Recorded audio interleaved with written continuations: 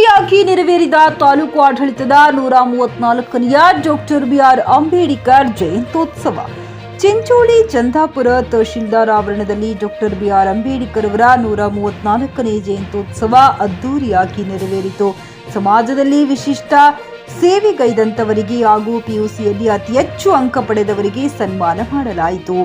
ಸಂದರ್ಭದಲ್ಲಿ ದಂಡಾಧಿಕಾರಿ ಸುಬ್ಬಣ್ಣ ಜಮಖಂಡಿ, ಕಾರ್ಯನಿರ್ವಾಹಕ ಅಧಿಕಾರಿ ಶಂಕರ್ ರಾಥೋಡ್, ಪುರಸಭೆ ಮುಖ್ಯಾಧಿಕಾರಿ ಕಾಶಿನಾಥ್ ದನ್ನಿ, ಪುರಸಭೆ ಅಧ್ಯಕ್ಷ ಆನಂದ್ ಟೈಗರ್, ಸಮಾಜದ ಹಿರಿಯ ಮುಖಂಡ ಸಮಾಜ ಸೇವಕ ರಮೇಶ್ ಯಾಕಾಪುರ, ಗೌತಮ್ ಬೊಮ್ಮನಹಳ್ಳಿ, ಅಶೋಕ್ ಹೂವಿನಬಾವಿ, ಜಯಪ್ಪ ಚಾಪಲ್, ಆರ್ ಗಣಪತರಾವ್, ಶ್ರೀಮಂತ ಕಠಿಮಣಿ, ಕೆಎಂ ಬಾರಿ, ಲಕ್ಷ್ಮಣ ಆವಂಟಿ, ಸಂತೋಷ್ ಗುತ್ತಿದಾರ್, ನಿವೃತ್ತ ಯೋಧ ರೇವಣಸಿದ್ದ, ಅಮರಲೊಡ್ನೂರು, ಸಂಜು ಕುಮಾರ್ ಮೇತ್ರಿ, ಸಮಾಜದ ಮುಖಂಡರು, ತಾಲೂಕಿನ ಎಲ್ಲ ಅಧಿಕಾರಿಗಳು ಹಾಗೂ ರಾಜಕೀಯ ಮುಖಂಡರು, ಸಂಘಟನೆಯ ಅಧ್ಯಕ್ಷರು, ಮಹಿಳೆಯರು ಇತರರು ಉಪಸ್ಥಿತರಿದ್ದರು.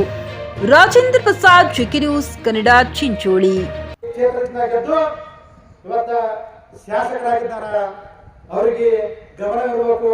ಇವತ್ತ ಚಿಂಚೋಳಿ ಮತಕ್ಷೇತ್ರ ಇರ್ತಕ್ಕಂಥದ್ದು, ಗೆದ್ದಿರ್ತಕ್ಕಂಥದ್ದು ಮತಕ್ಷೇತ್ರ ಚಿಂಚೋಳಿ. ಆದ್ರೆ ಅದನ್ನ ಮತ್ತು ಇವತ್ತು ತಾಲೂಕಿಗೆ ತಾರತಮ್ಯ ಮಾಡತಕ್ಕಂಥ ನೀತಿಯನ್ನ ಅನುಸರಿಸ್ತಕ್ಕಂಥದ್ದು ಇದು ನಮಗೆ ಬಹಳಷ್ಟು ಅಸಮಾಧಾನ ತರ್ತಕ್ಕಂಥದ್ದು. ಇದನ್ನ ನಾವು ಖಂಡಿಸ್ತೀವಿ, ವಿರೋಧಿಸ್ತೀವಿ ಎಂಬಕ್ಕಂಥ ಮಾತನ್ನ ಈ ವೇದಿಕೆ ಮುಖಾಂತರ ಹೇಳಕ್ಕೆ. ಇವತ್ತು ಮೀಸಲಾತಿ ಕ್ಷೇತ್ರದಿಂದ ಗೆದ್ದಿರ್ತಕ್ಕಂಥ ಶಾಸಕರು ಇವತ್ತು ವೇದಿಕೆಯಲ್ಲಿ ಇರಬೇಕಾಗಿತ್ತು. ಇವತ್ತು ತಾಲೂಕಿಗೆ ಅಗೌರವನ್ನ ತರ್ತಕ್ಕಂಥ ಕೆಲಸ ಮಾನ್ಯ ಶಾಸಕರು ಮಾಡ್ತಾ ಇದ್ದಾರೆ. ಇದು ಮುಂದಿನ ದಿನಗಳಲ್ಲಿ ನಡಿಬಾರದು ಎಂಬಕ್ಕಂಥದ್ದು ನನ್ನ ಅನಿಸಿಕೆ. ಇವತ್ತು ಎಲ್ಲಾ ಮಹಾಪುರುಷರ ಜಯಂತಿಗಳಲ್ಲಿ ಭಾಗಿಯಾಗಿ ಅವರ ಜೀವನ ಆದರ್ಶವನ್ನ ಈ ದೇಶದ ಅತಿ ದೊಡ್ಡ ಸಮಸ್ಯೆ ಜಾತೀಯತೆ, ಅಸ್ಪೃಶ್ಯತೆ, ಪ್ರತ್ಯೇಕತೆ, ಮೇಲು ಕೀಳು, ಲಿಂಗ ಸಮಾನತೆ ಇಲ್ಲ, ಅಲ್ಲಿಯೂ ಕೂಡ ಅಸಮಾನತೆ ಅದ.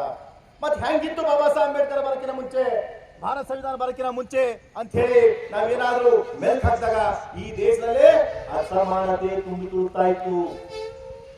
ಜಾತಿ ಹೆಸರ ಮ್ಯಾಗ, ಧರ್ಮದ ಹೆಸರ ಮ್ಯಾಗ, ಲಿಂಗದ ಹೆಸರ ಮ್ಯಾಗ ಅಸಮಾನತೆ ತುಂಬಿ ತುಳುತ್ತಾ ಇತ್ತು.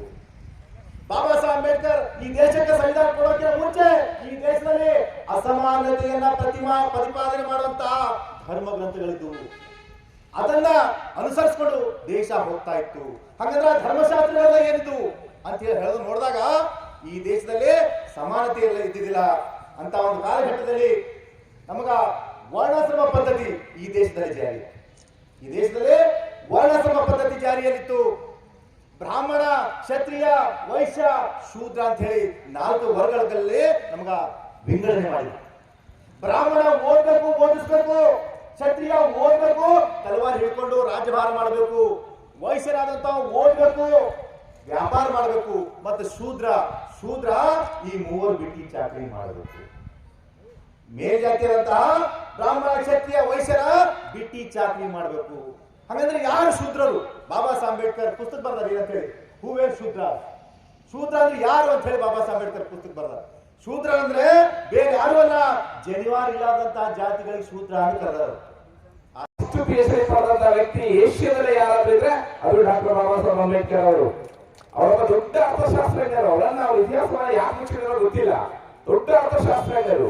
ಅವ್ರು ಬರೆದಂತ PhD ವಿಷಯ ಇತ್ತು. ಏನಿತ್ತು ಅಂದ್ರೆ the problem of rupees is origin and solution ಅಂತ.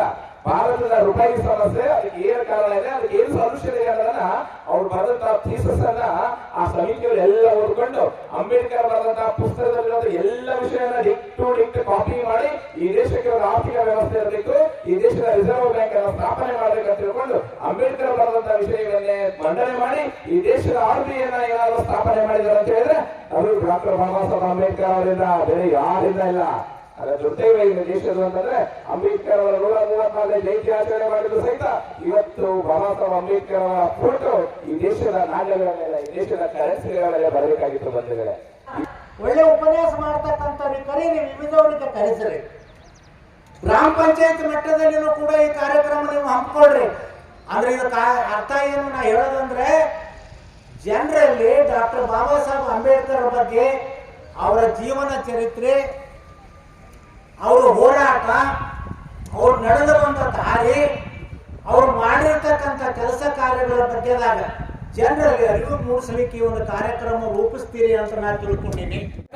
ಜೈನ ವಿವಿಧ ಜಾತಿಗಳಿಗೆ ಯಾವ ರೀತಿಯಾಗಿ ಸಂವಿಧಾನ ಬೇಕು, ಯಾವ ರೀತಿಯ ಸಂವಿಧಾನ ಬೇಕು ಅಂತಕ್ಕಂಥದ್ದನ್ನ ಇಡೀ ವಿಶ್ವದಲ್ಲಿ ತಿರುಗಾಡಿ ಸುಮಾರು 160 ದೇಶಗಳಿಗೆ ಹೋಗಿ ಆ ಸಂವಿಧಾನಗಳನ್ನ ಓದಿ ಅವುಗಳನ್ನ ಅರಿತು ಇಲ್ಲಿ ಎಂಥ ಸಂವಿಧಾನ ಬೇಕು, ಈ ಜನರಿಗೆ ಎಂಥ ಸಂವಿಧಾನಗಳನ್ನು ಕೊಟ್ಟರೆ ಆಗ್ತದೆ ಅಂತಕ್ಕಂಥ ಮಾತನ್ನ ಬಾಬಾ ಸಾಹೇಬರು ಅರಿತು ಈ ನಮಗೆ ಸಂವಿಧಾನ ಕೊಟ್ಟಿದ್ದಕ್ಕೆ ಇವತ್ತು ನಮ್ಮ ದೇಶ ವಿಶ್ವದಲ್ಲಿಯೇ ಇವತ್ತ ಮಾದರಿ ದೇಶ ಅಂತ ನಾವು ಹೇಳಬಹುದು. ನಿಮ್ಮ ಮಕ್ಕಳ ಉಜ್ವಲ ಭವಿಷ್ಯಕ್ಕಾಗಿ ಶ್ರೀ ಶಾಬ್ರ ರೇಣುಕಾ ವೀರ ಗಂಗಾಧರ ಶಿವಾಚಾರ್ಯರ ಮಾರ್ಗದರ್ಶನದಲ್ಲಿ ನಡೆಯುತ್ತಿರುವ ಶ್ರೀ ಶಿವಯೋಗಿ ವಿದ್ಯಾಲಯ ಶಾಲೆಯಲ್ಲಿ ದಾಖಲಾತಿ ಪಡೆಯಿರಿ. ಇಲ್ಲಿ 1ನೇ ತರಗತಿಯಿಂದ 10ನೇ ತರಗತಿಯವರೆಗೆ ಪ್ರವೇಶ ಪ್ರಾರಂಭವಾಗಿದ್ದು ಉನ್ನತ ಗುಣಮಟ್ಟದ ಶಿಕ್ಷಣದ ಜೊತೆಗೆ ಆಟ, ಯೋಗಾಸನ, ಡ್ಯಾನ್ಸ್, ಕರಾಟೆ ತರಬೇತಿಯೂ ನೀಡಲಾಗುತ್ತದೆ. 5ನೇ ತರಗತಿಯಿಂದ 10ನೇ ತರಗತಿಯವರೆಗೆ ವಸತಿ ಸೌಲಭ್ಯವೂ ಕೂಡ ಲಭ್ಯವಿದೆ. ನುರಿತ ಶಿಕ್ಷಕರಿಂದ ಬೋಧನೆ ನೀಡಲಾಗುತ್ತದೆ. ಎಸ್ಎಸ್ಎಲ್ಸಿಯಲ್ಲಿ ಈ ಶಾಲೆಯ ಫಲಿತಾಂಶವು 100%ವಾಗಿದೆ. ಹಾಗಿದ್ರೆ ತಡೆಯಾಕೆ? ಇಂದೇ ಭೇಟಿ ನೀಡಿ ಶ್ರೀ ಶಿವಯೋಗಿ ವಿದ್ಯಾಲಯ, ಹುಮ್ನಾಬಾದ್. ಹೆಚ್ಚಿನ ಮಾಹಿತಿಗಾಗಿ ಸಂಪರ್ಕಿಸಿ 8747071091 ಅಥವಾ 9164643288.